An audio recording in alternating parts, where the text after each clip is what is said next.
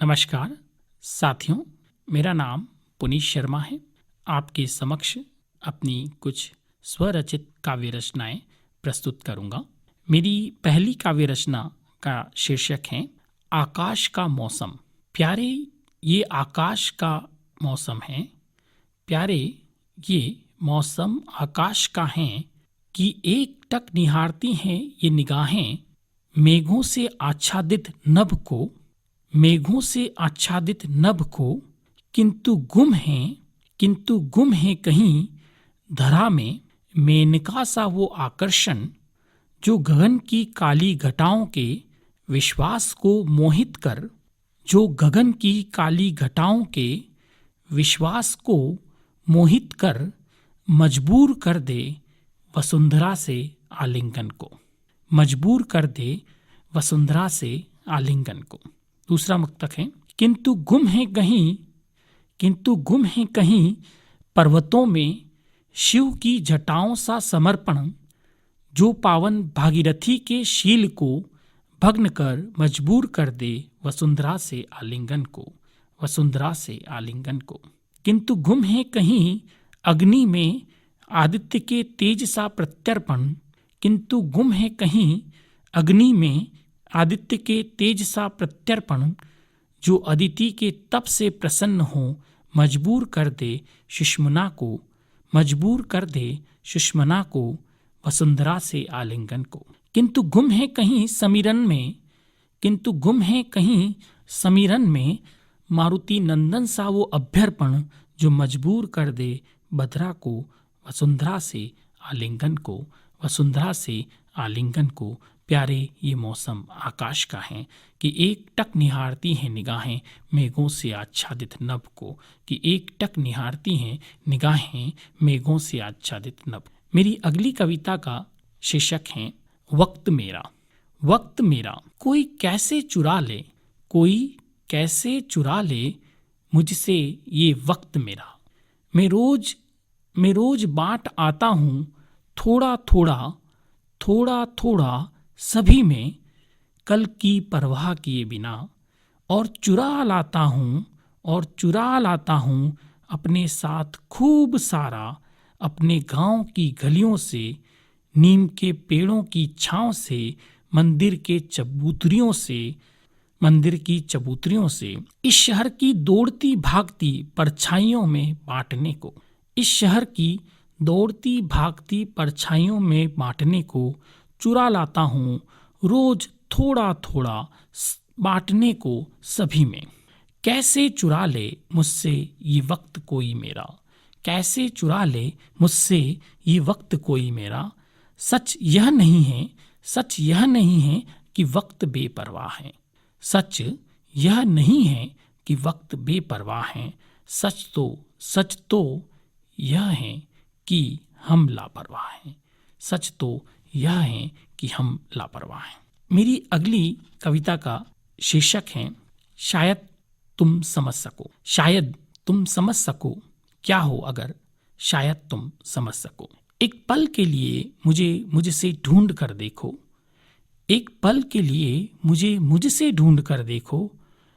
मैं जो तुम्हें नहीं कह सकता, मैं जो तुम्हें नहीं कह सकता, वो शायद तुम समझ सको, वो शायद तुम समझ सको।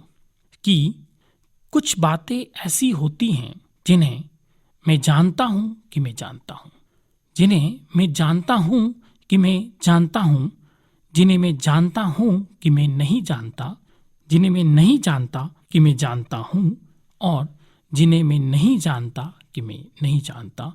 शायद तुम समझ सको, शायद तुम समझ सको। मेरी अगली कविता का शीर्षक है रिश्ते।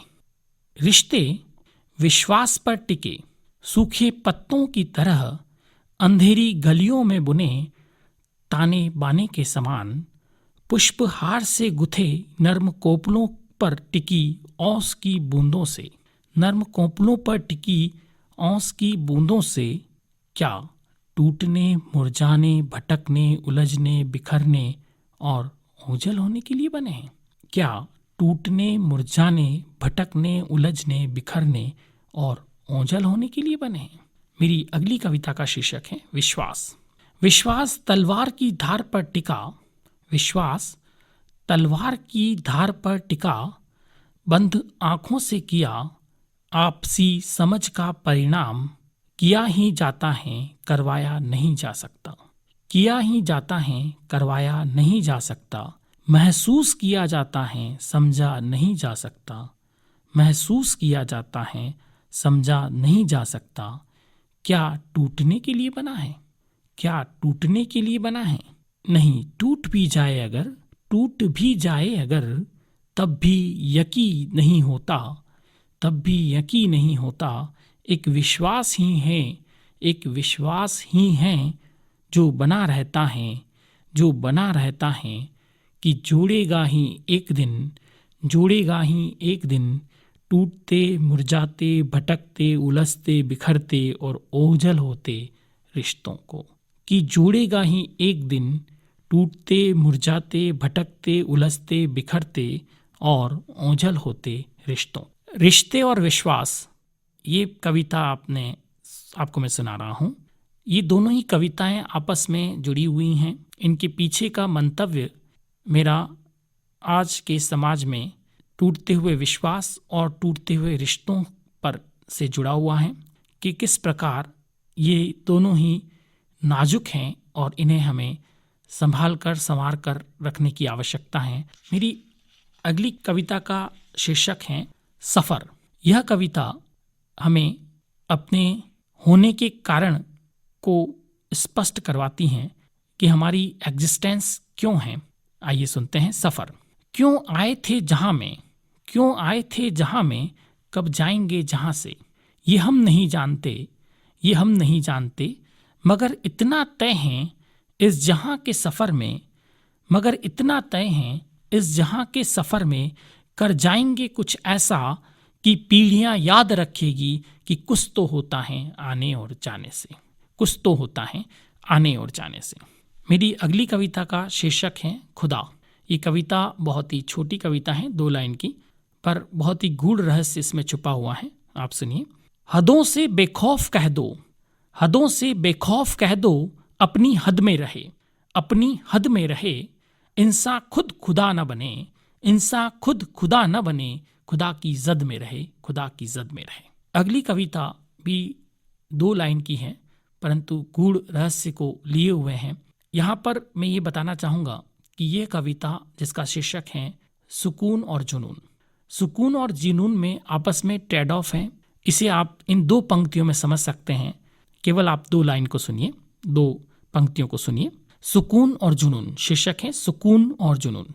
मैं ताउम्र मांगता रहा, मैं ताउम्र मांगता रहा, मेरा सुकून, मेरा सुकून वो देता रहा, वो देता रहा, पर छीनता रहा मेरा जुनून, वो देता रहा, वो देता रहा, पर छीनता रहा मेरा जुनून।